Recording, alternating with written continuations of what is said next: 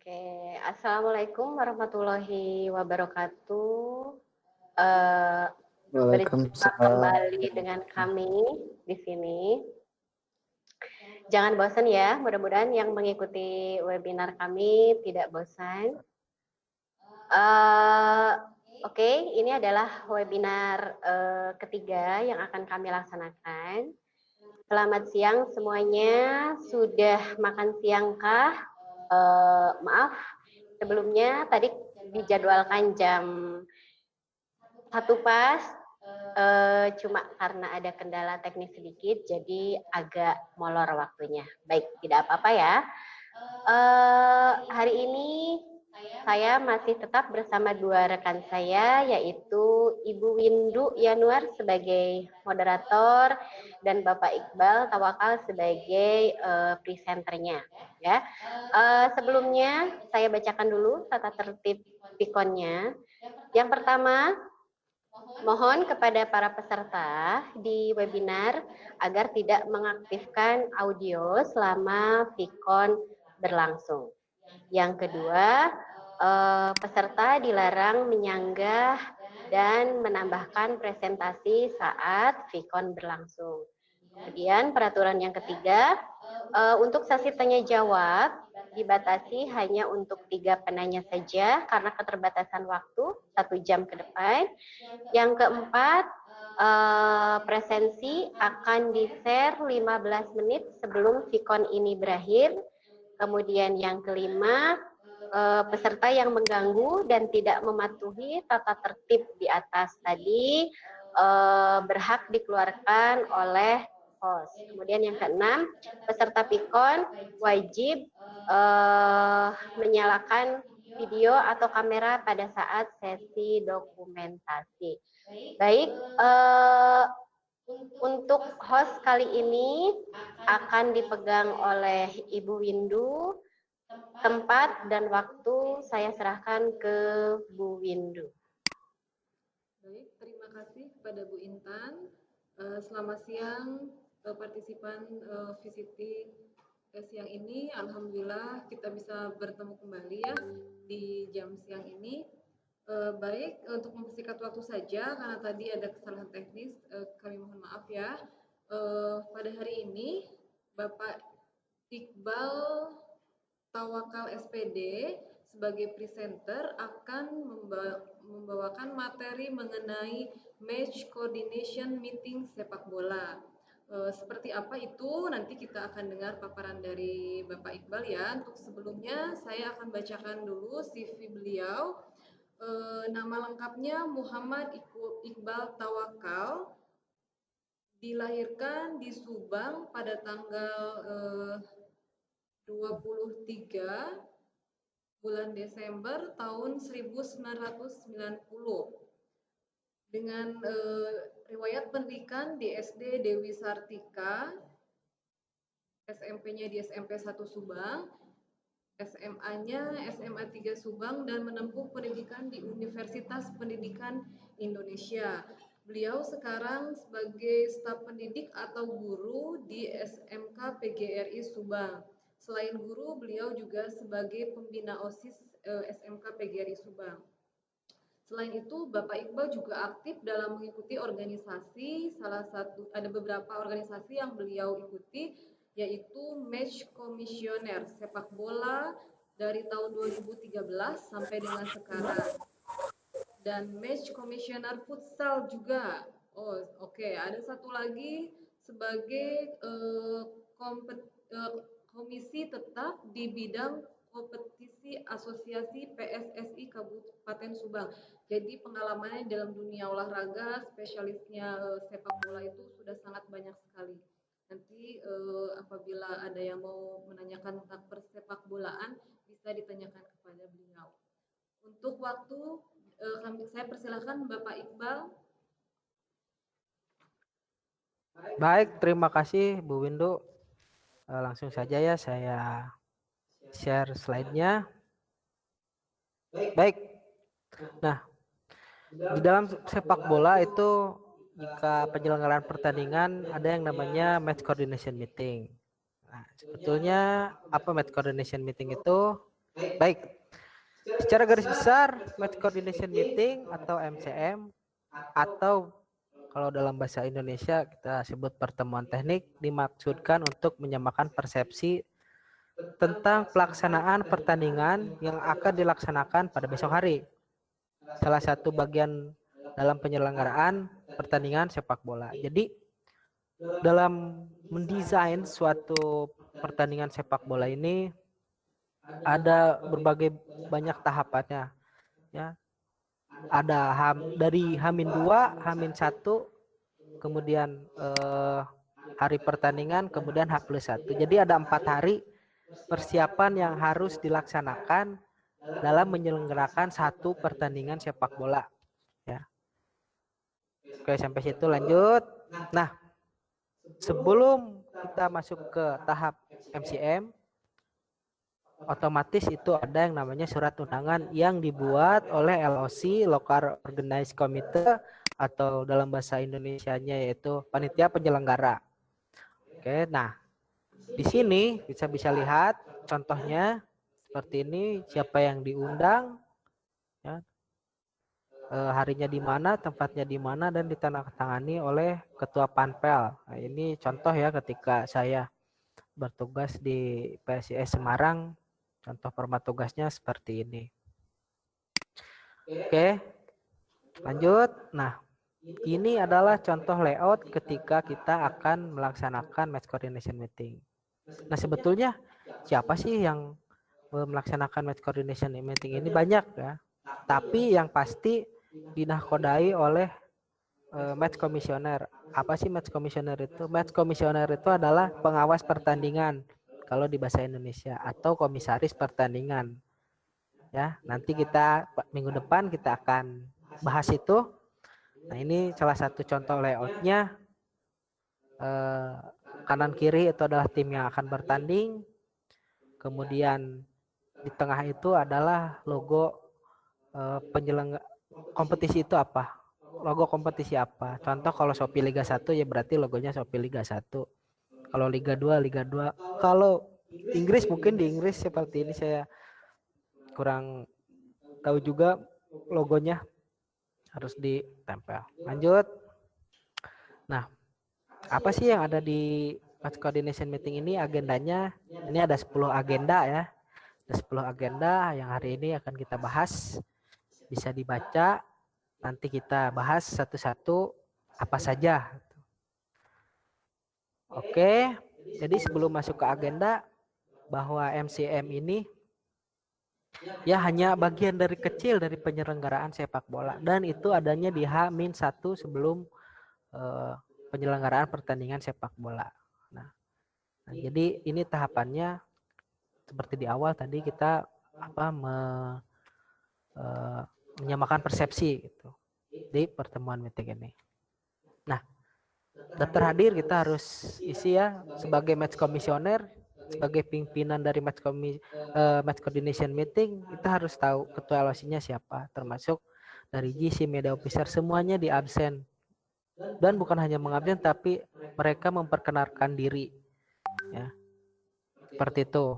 Ada GC. GC itu apa sih, General Coordinator? Itu GC itu adalah asistennya match commissioner gitu. Ya, kalau di sepak bola, dalam penyelenggaraan sepak bola. Medical officer berarti berhubungan dengan medis. Media officer ini berhubungan dengan media, baik media cetak maupun media elektronik, termasuk host broadcast kalau misalkan pertandingan akan dilaksanakan secara live. Kemudian ada security officer. Nah, security officer ini orang yang mengorganize keamanan di saat pertandingan. Seperti apa nanti plan-plannya nanti dijelaskan, dan yang tentunya tim peserta. Oke, lanjut. Nah, ketua LOC di sini, ketua LOC memberikan sambutannya. Nah, biasanya sambutannya kepada kedua tim, perangkat pertandingan yang datang, dan stakeholder yang mengikuti MCM. Perangkat pertandingan itu apa saja sih sebenarnya? Oke, yang pertama itu ada match commissioner sendiri, itu 1, kemudian ada wasit 2, kemudian ada asisten wasit 1, asisten wasit 2, berarti ada 4 orang, Oke. Ditambah lagi ada pot official atau wasit cadangan ada 5. Kemudian satu lagi ada referee asesor atau penilai wasit. Nah, itu ada 6. Tapi ketika MCM ini sejak tahun 2019 yang wajib datang itu hanya penilai wasit. Kalau misalnya dari wasit, termasuk match komisioner juga harus di situ. Tapi keempat wasit yang tadi saya sebutkan itu sudah tidak wajib mengikuti MCM, kecuali tidak ada istilahnya penilai wasit baru mereka mengikuti. Nah, biasanya ketua LOC itu melaporkan progres persiapan menjelang kick off. Apa saja yang sudah dipersiapkan, jika ada kekurangan apakah sudah ditanggulangi. Nah, contoh misalkan ketika match komisioner datang H-2 ternyata gawangnya itu tidak standar. Atau kalau bahasa Sunda dengdek sabelah gitu. Nah, itu kan harus ditanggulangi, dibenerin gitu. Oke. Jadi dibetulkan apakah sudah betul atau termasuk garis di lapangan itu apakah sudah standar atau belum, apakah sudah lurus atau tidak, termasuk struktur dari stadion itu sendiri dari mulai ruang ganti segala macam, kursi dan lain sebagainya. Lanjut. Nah, ini jadwal pertandingan, ini contoh ya, contoh. Kita harus mengingatkan lagi kepada kedua tim tamu kita main di mana dan pukul berapa. Ini contohnya Sleman lawan Semen Padang di Stadion Maguwo Harjo. Nah, warna kostum match. Nah, selain tadi kita menentukan kostum yang akan digunakan ketika nanti kita akan melaksanakan match. Ya. Yang pertama, kedua tim wajib membawa satu jersey pemain, jersey utama, jersey kedua, dan jersey ketiga itu semuanya dibawa. Yang kedua, jersey penjaga gawang, jersey utama, jersey kedua, jersey ketiga. Rompi harus bawa 2 warna, terang dan gelap. Yang keempat, jersey official. Mungkin ada official yang mau seragam, jadi harus berbeda. Nah, sebetulnya ini sudah dituangkan di dalam regulasi bahwa nanti kalau misalkan ada regulasinya bisa dibaca dalam regulasi pertandingan itu. Tapi yang pasti sesuai pengalaman saya, yang pertama ya biasanya tim tamu mengikuti jersey dari tim tuan rumah mengikuti jersey tim tamu. Jadi kalau misalkan tim tuan rumah pakai merah berarti tim tamu itu mengikuti yang dari tim tamu. Jadi gini, kalau misalkan pemain tim tuan rumah memakai kaos tim warna merah, berarti tim tamu pakai selain warna merah. Ya, sampai situ. Kalau misalkan terjadi sama ya, tinggal diganti tim tamu diganti. Nah, tapi ada juga regulasi yang menyebutkan bahwa kalau misalkan warnanya sama berarti yang harus mengalah adalah tim tuan rumah. Kenapa? Alasannya karena unsur praktis. Maksudnya praktis bagaimana? Karena mungkin itu home dia, jadi biar ganti bajunya biar gampang. Nah, akan tetapi kita harus siasati bahwa warna kostum match ini kenapa harus dibawa tiga-tiganya biar tidak bentrok seperti ini gitu. Tapi balik lagi regulasinya mau seperti apa. Ya, dibaca lagi panduan regulasinya seperti apa. Oke, yang selanjutnya wasit referee asesor membawa jersey dan seragam wasit juga untuk diperlihatkan ketika acara match coordination meeting. Ini contohnya. Jadi bajunya digantung di hanger. Jadi begitu nanti dipanggil tim A, pertandingan ini lawan ini, bajunya apa? Misalkan bajunya putih, celana putih, baju putih, kaos kaki putih diperlihatkan. Terus kemudian baju tim B merah diperlihatkan. Oke, wasit bagaimana? Oke, lanjut, wasit mau pakai baju apa? Wasit mengeluarkan jersinya. Misalkan wasit mau pakai baju warna pink. Oke, nggak ada masalah.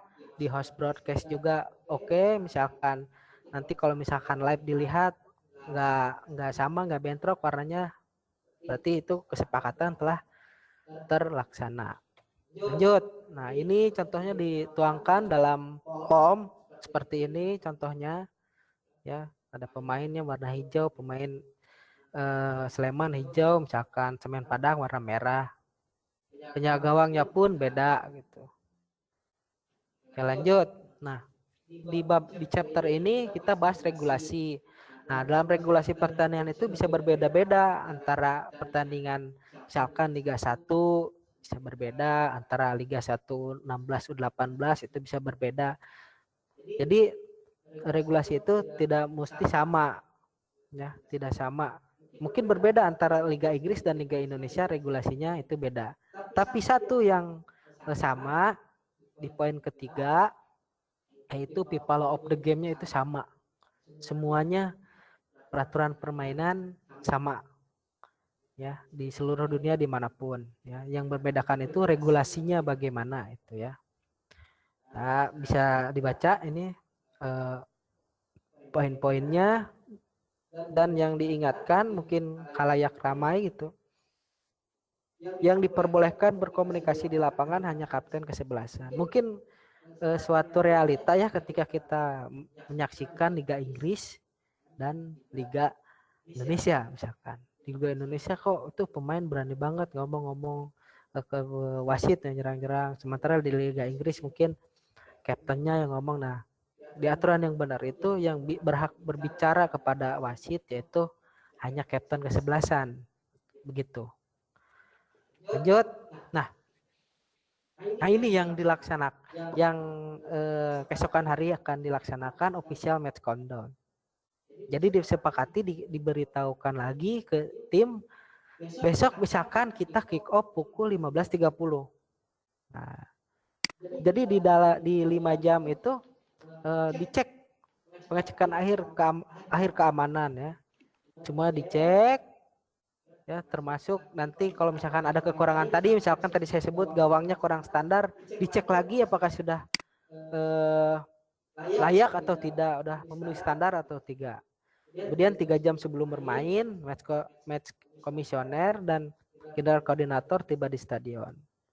Kemudian 150 menit bisa dibaca, pintu stadion dibuka, ball boys datang, fotografer datang, medis datang, ambulans sudah di stadion. 2 jam wasit sudah tiba di stadion.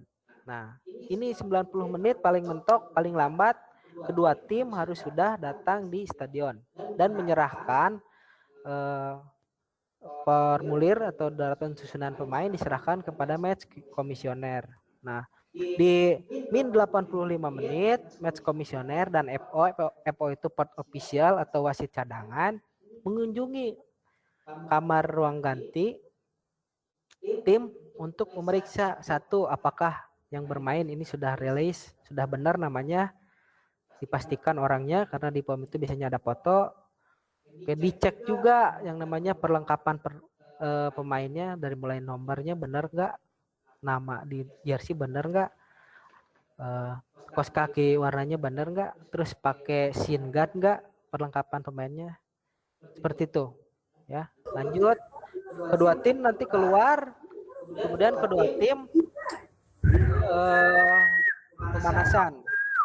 Nah, setelah itu dan masih juga pemanasan 30 menit. Nah, tadi yang daftar susunan itu dibuatkan lagi di POM, dimasukkan ke dalam sistem dan dibacakan oleh announcer 30 menit. Nanti diperkenalkan. Pertandingan hari ini lawan ini. Tim A, penjaga gawang, nomor sekian, disebutkan pemainnya, sebutkan terus. Oke. Terus lanjut, setelah itu pemanasan selesai 20 menit ya, min 20 menit pemanasan selesai, kembali ke ruang ganti official, kemudian min 10 menit official dan pemain cadangan duduk di bench pemain. 9 menit kedua tim di tunnel nanti ada gambarnya kita lihat, dan seterusnya ya. Oke, setiap official match countdown itu tergantung pihak penyelenggara dan regulasi yang berlaku gitu ya. Jadi bisa berbeda-beda gitu kapan MC datang, GC datang, itu bisa berbeda-beda official match countdown-nya. Lanjut. Nah, ini yang harus diperhatikan juga dan disampaikan kepada kedua tim bahwa pemberangkatan ke stadion itu harus pas ya tadi ya, paling lambat 90 menit. Jadi di hotel itu mereka harus berangkat pukul berapa ya. Maka dari itu kalau misalkan liga-liga yang sudah maju misalkan itu semuanya diperhitungkan. Lamun Liga Tarkam, Oke. Ya, kemudian itu setelah itu nanti jarak dari hotel ke stadion itu dihitung berapa menit. Nah, biasanya sebelum tim yang datang ke tempat pertandingan itu dia suka riset. Kira-kira stadionnya main di sini, kita hotelnya harus di mana, jangan terlalu jauh. Ya. Kenapa? Biar pemain juga gak kelelahan ketika nyampe stadion. Misalkan jauh di stadionnya 3 jam, keburu capek gitu, pemainnya tidak maksimal gitu. Lanjut. Nah, ini tadi yang saya sebut DSP, daftar susunan pemain, diisinya seperti ini ya. Nanti jadinya seperti ini tah. Ini contoh misalkan ini formulir penetapan pemain di EPP. Seharusnya ini ada foto ya kalau misalkan udah tersistem ya. Di sini waktu itu Barito mainnya di Gloda Samudra Kute, ada nama beken di situ Amiruddin Bagus Kahfi sama Amiruddin Bagas Kapa. Nah, setelah ini diserahkan ya, si EPP diserahkan ke Matchcom gitu, datang ke stadion, nanti match komisioner atau MC memasukkannya lagi menjadi daftar susunan pemain. Nah, seperti ini di sebelahnya di daftar susunan pemain. Nah, ini yang dibacakan oleh announcer nanti.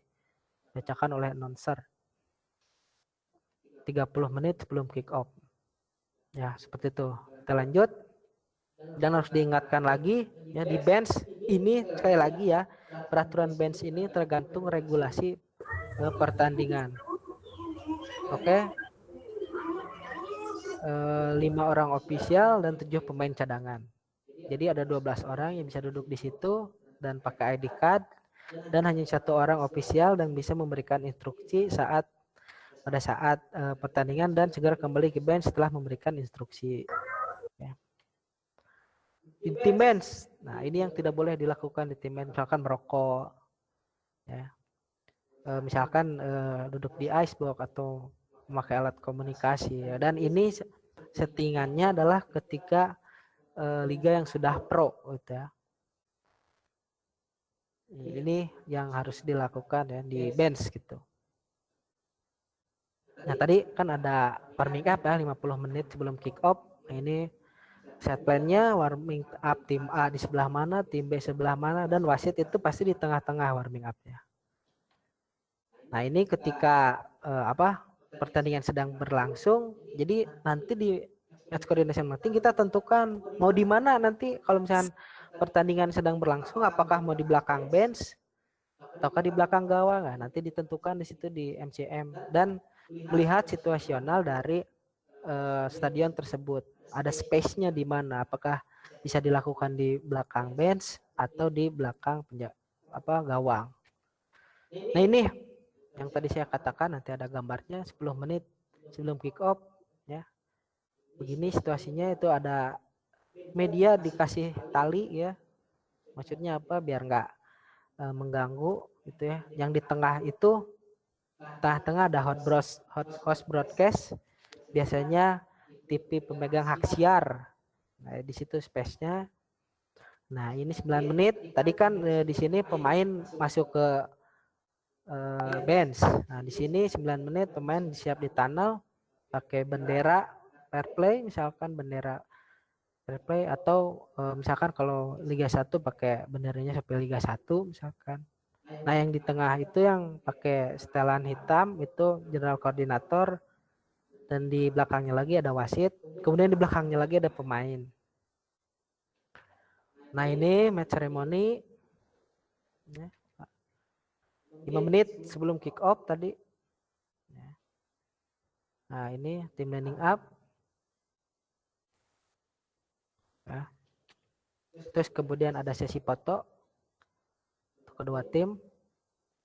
Setelah sesi foto ada coin toss Setelah itu, nah ini ketika selesai bertanding pemain harus istilahnya memberi penghormatan kepada penonton dan saling berjabat tangan karena rivalitas hanya 90 menit. Di luar 90 menit kita semua saudara. Nah, di sini poin ini wasit yang menerangkan ya, atau misalkan bisa diwakili oleh referee asesor tentang law of the game.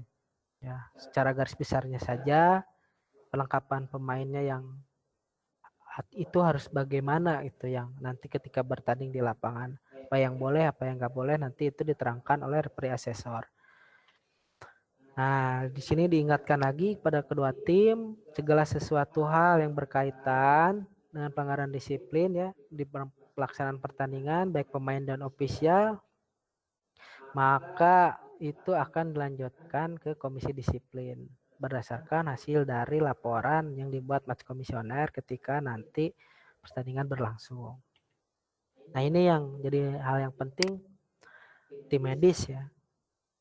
Atas izin wasit yang diperbolehkan masuk ke dalam lapangan atau LOC dan dokter tim segera melakukan penanganan di luar lapangan kecuali penjaga gawang. Jadi di sini kedua tim juga harus paham dan ini diterangkan oleh tadi medical officer, dia menyediakan dokter panpelnya berapa, paramedisnya berapa, waktandu berapa, ambulansnya berapa, kemudian nama rumah sakit rujukannya itu berapa, jangan terlalu jauh dengan stadion ya, tempat dilaksanakannya pertandingan, misalkan jarak tempuhnya contoh 10 menit itu kan dekat ya. Nah, ini juga keamanan ya, itu harus disebutkan berapa personilnya nanti. Selain itu menjelaskan plan evakuasi bila terjadi bencana misalkan kerusuhan dan lain-lain. Nah, itu plan perjalanan dari hotel ke stadion dan sebaliknya itu harus dipersiapkan matang-matang oleh pihak keamanan. Jadi ada pengawalan pakai forerunner dan sebagainya ketika nanti dari hotel ke tempat pertandingan itu biasanya disediakan forerunner, dikawal oleh polisi dan disediakan oleh panitia penyelenggara itu. Jadi biar tidak terkena macet dan sebagainya lah. Tribun bebas dari spanduk, tribun timur no flare. Nah, ini masalah tribun timur bebas dari spanduk itu bagaimana nanti regulasi yang menjelaskan di situ ya. Tidak sama semuanya. Udah pasti tidak ada flare, tidak ada firework, tidak ada laser ya. Lanjut. Nah, setelah ini biasanya ada sambutan dari tim tamu. Kemudian dilanjutkan sambutan dari tuan rumah ataupun ada hal yang ingin ditanyakan di form ini. Nah, setelah beres semuanya, ini contohnya ya. Ini contohnya kita harus mengumpulkan tanda tangan sebagai berita acara supaya berarti dalam acara MCM ini semua menyepakati dibubuhkan dengan tanda tangan. Jadi jika ada misalkan ketidaksalahpahaman ketika pertandingan dan menyalahkan bla bla bla bla, padahal sudah dijelaskan di technical meeting, sudah disepakati, tinggal keluarkan saja. Bapak kan sudah menandatangani ini dan sebagainya. Oke, setelah itu langsung selamat bertanding kepada kedua tim. Ya, biasanya di sini Matchcom memberikan suatu ujangan itu untuk pertandingan besok dan menyemangati kedua tim agar bermain sportif, fair play. Dan setelah itu kita harus menyiapkan kontak kita kepada tim. Kenapa ketika ada apa-apa boleh berkomunikasi dengan kita. Ya, mungkin secara garis besar seperti itu untuk pertemuan match coordination meeting ini ya. Boleh nanti kita ada sesi tanya jawab. Tapi yang pasti MCM ini adalah hal penting dalam pertandingan sepak bola.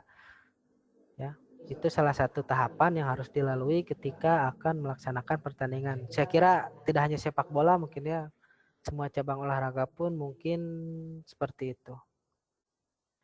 Oke, kepada moderator silakan. Baik, terima kasih Bapak Iqbal atas pemaparannya. Kita akan buka sesi tanya jawab, hanya 3 pertanyaan saja.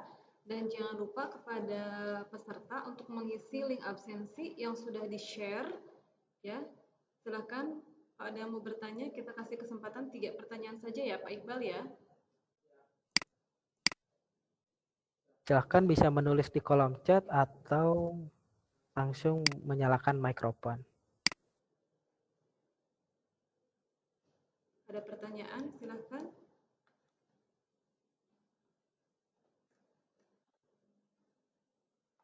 Sambil menunggu pertanyaan, mungkin saya akan bahas sedikit, simpulkan ya Pak Iqbal ya, bahwa match coordination meeting ini sangat diperlukan sekali ya dalam suatu pertandingan. Kalau tidak dipersiapkan betul-betul, apalagi kalau pertandingan yang besar, mungkin nantinya terjadi kesalahan-kesalahan ya. Jadi persiapannya pun biasanya persiapannya itu berapa lama, Bapak Iqbal? Coba ini belum ada yang bertanya nih kita Pak Iqbal. Oke, persiapan itu dimulai dari H-2. H-2 ya. H-2 sebelum pertandingan. Jadi seperti itu, boleh dijelaskan sedikit. Jadi kita datang itu mengadakan rapat kecil dengan lokal organized committee. Di situ dihadiri oleh sama security officer dan stakeholder yang ada pada pertandingan yang akan dilaksanakan. Nah, dalam stakeholder itu ada rapat kecil lah membahas sebetulnya apa yang kurang, apa yang bisa dibantu. Terus kemudian nanti kita cross check di lapangannya seperti apa. Setelah di cross check, nanti kita punya POM sendiri ya, Mas Komisioner, nanti melihat, menimbang kalau misalkan yang kurangnya ini. Nah, nanti di checklist, nanti diperbaiki, nanti bisa diperbaiki gitu. Karena karena kenapa H-2, kalau misalkan ada kekurangan, nanti kita bisa mengejar untuk memperbaiki fasilitas yang belum sesuai dengan standar. Seperti itu mungkin. Oke, berarti H-2 ya untuk persiapannya ya. Kalau dipersiapkan sebelum itu pun mungkin bisa juga ya Pak Iqbal ya, itu supaya persiapannya lebih matang. Apakah emang itu sudah rule aja, emang harus H-2 gitu? Ya, ini standarnya memang H-2 ya ketika match komisioner datang.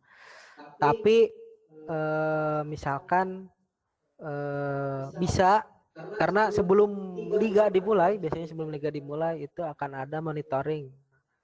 Jadi kesiapan fasilitas tim liga yang akan bertanding nih. Ya, jadi di monitoring misalkan di Indonesia, seluruh Indonesia didatangkan oleh federasi atau dari perwakilan PT LIB ya. Nanti lapangnya disurvei, kekurangannya apa, dijabarkan, nanti diperbaiki. Nah, ketika hari pertandingan, match komisioner datang melihat, menimbang apakah sudah benar-benar perbaharui atau istilahnya dibenerin fasilitasnya. Nah, di situ nanti dilihat lagi, kalau misalnya belum standar silahkan diperbaiki lagi, seperti itu. Oke, baik, terima kasih Bapak Iqbal. Ini ada yang bertanya nih dari Pak Ahmad Sarif ya. Pertanyaannya, jika kedua tim yang akan bertanding tidak hadir, wah ini pada saat undangan MCM itu bagaimana katanya? Tidak hadir nih katanya. Ini persiapannya begitu besar tapi tidak hadir nih Pak Iqbal nih. Bagaimana ini katanya nih dari Pak Ahmad Sarif. Baik, silahkan Pak Iqbal dijawab pertanyaannya. Simpel saja sebenarnya dijawabnya ya Bu ya. Di regulasi itu ada, misalkan di pasal berapa gitu kan, saya bilang tadi setiap regulasi itu berbeda ya. Di regulasi itu diterangkan bahwa kedua tim atau tim wajib hukumnya untuk menghadiri yang namanya match coordination meeting. Kalau misalkan kedua tim tidak ada, ya sudah, berarti saya matchcom misalkan melaporkan bahwa kedua tim tidak datang ketika match coordination meeting, ya berarti hari besok tidak akan ada pertandingan. Nah, saya laporkan itu alasannya kenapa, mungkin kalau ada alasan saya laporkan seadanya saja, misalkan seperti itu, kedua tim tidak hadir saat match coordination meeting. Saya laporkan, nanti tadi kan ada poin disiplin ya. Dan nanti federasi yang memutuskan. Misalkan ini nggak datangnya kenapa? Nanti ada sidang lah. Nanti dipanggil, kalau datangnya di sidang. Setelah di sidang, nanti pihak federasi menjatuhkan hukuman.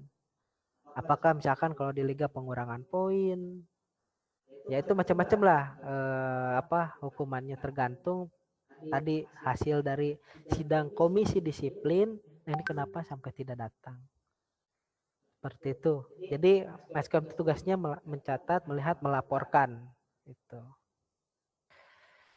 Oke, baik. Bapak Ahmad Sarif, bagaimana jawaban dari Pak Iqbal? Ya, semoga itu merupakan menjadi informasi buat Pak Ahmad Sarif ya. Oke, Pak Iqbal, ini belum ada pertanyaan lagi. Oh, ada satu lagi, Ini ada satu lagi. Ini dari ada tambahan. Pak Ahmad Sarif lagi. Satu lagi nih, apakah selama bertugas di Liga Pro pernah mengalami seperti itu katanya nih. Jadi, apakah pernah nih Pak Iqbal jadi pengalaman pribadi nih katanya nih. Ya, silakan Pak Iqbal. Tidak pernah, sebetulnya tidak pernah ada yang seperti itu. Kenapa?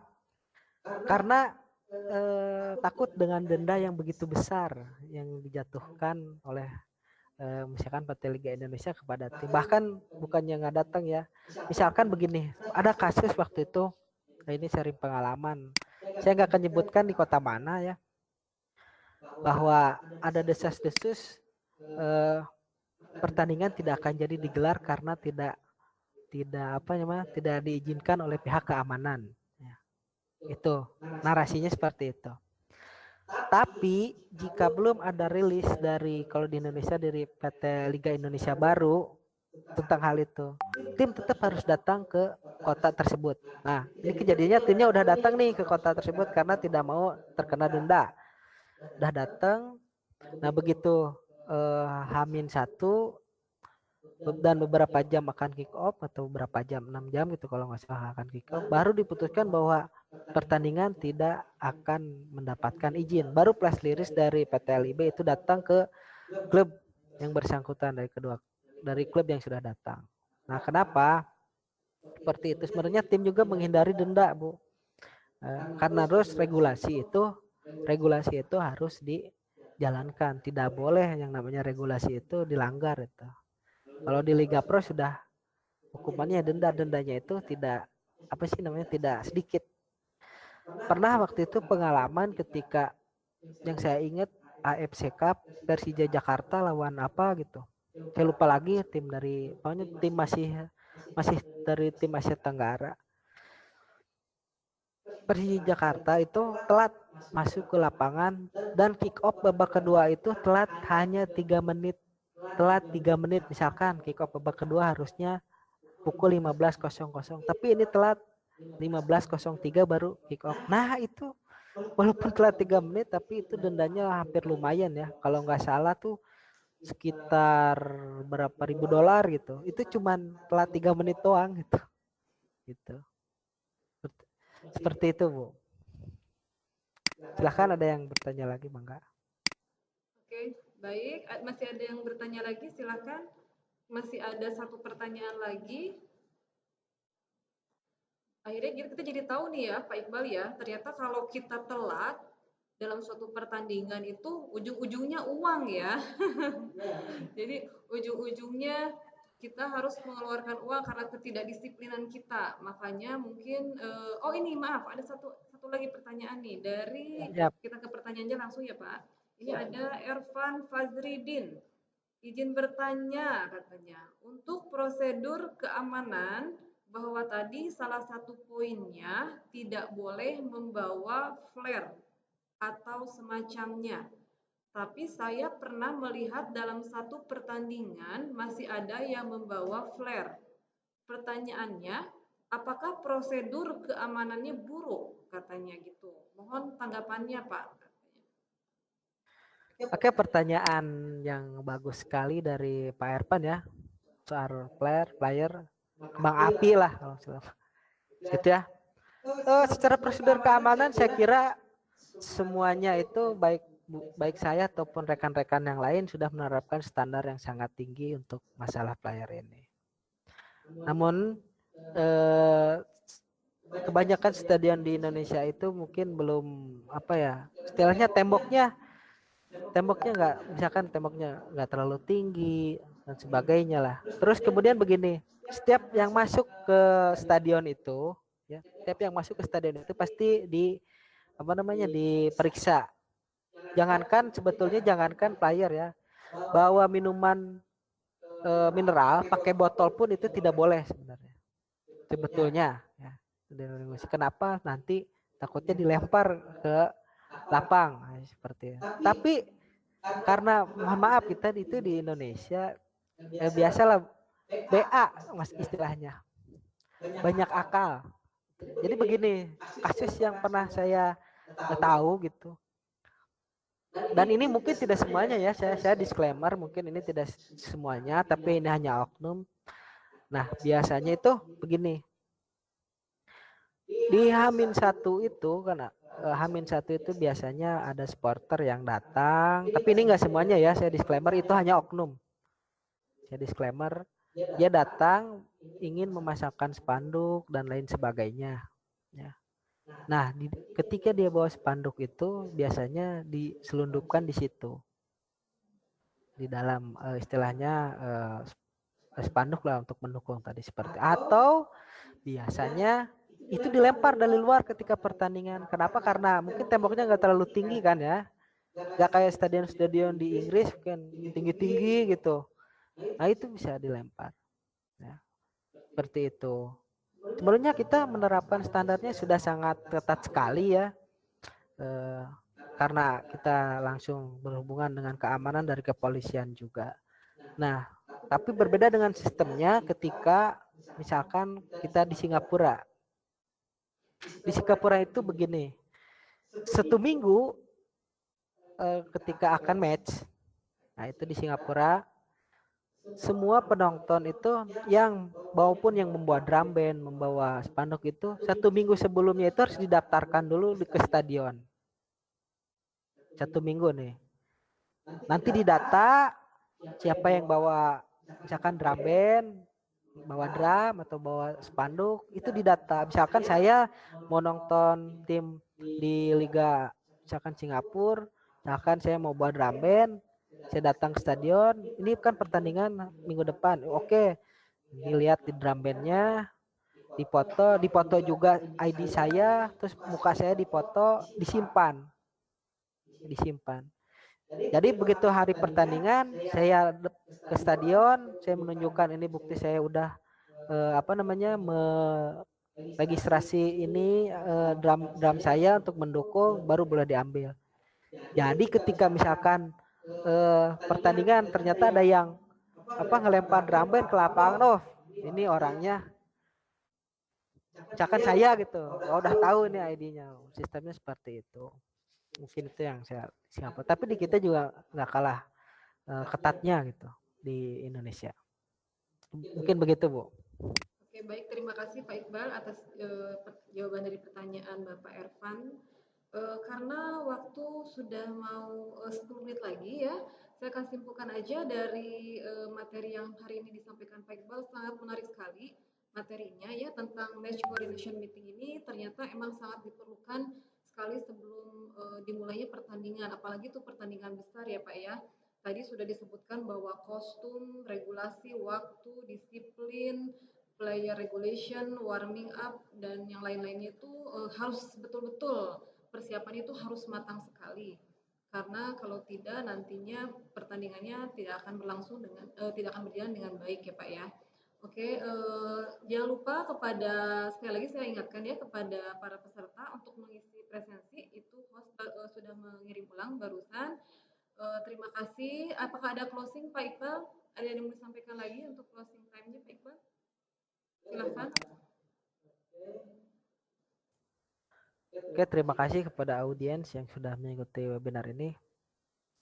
Satu yang saya pahami bahwa sepak bola Indonesia tidak akan menjadi indah kalau misalkan tingkah laku kita di dalam stadion tidak mencerminkan orang Indonesia. Itu maksudnya tidak tertib.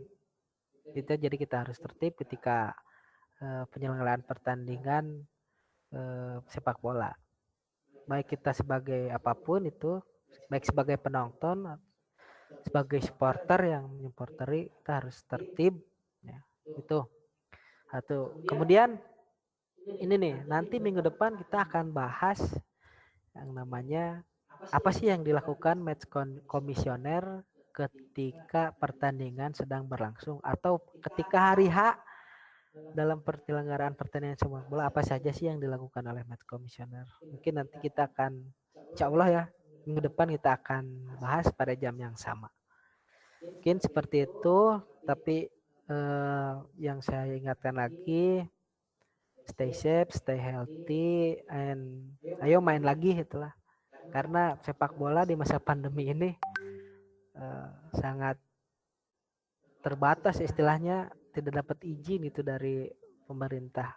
Padahal salah satu hiburan yang sangat kita perlukan di kala pandemi ini gitu. Nah, mungkin sekian dari saya, Bu Windu. Baik, terima kasih Pak Iqbal ya.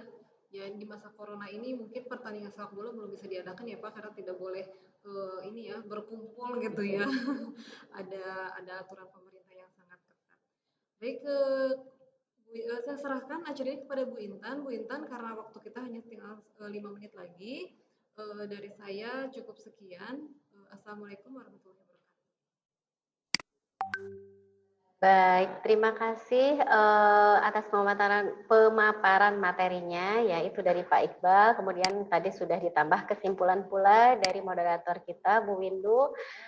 Terima kasih Bapak Ibu, para audiens semua sudah berpartisipasi di dalam webinar kami, yang sudah bertanya, yang sudah mendengarkan dari awal sampai akhir. Terima kasih sekali. Tetap jaga kesehatan. Bertemu lagi dengan kami, mudah-mudahan tidak bosan ya, tetap kami butuh supportnya dari Bapak Ibu semuanya. Insya Allah kami akan kembali mengadakan webinar di hari Kamis depan ya, dengan jadwal yang sama. Baik, cukup sekian webinar dari kami. Saya tutup. Akhirul kata, Assalamualaikum warahmatullahi wabarakatuh.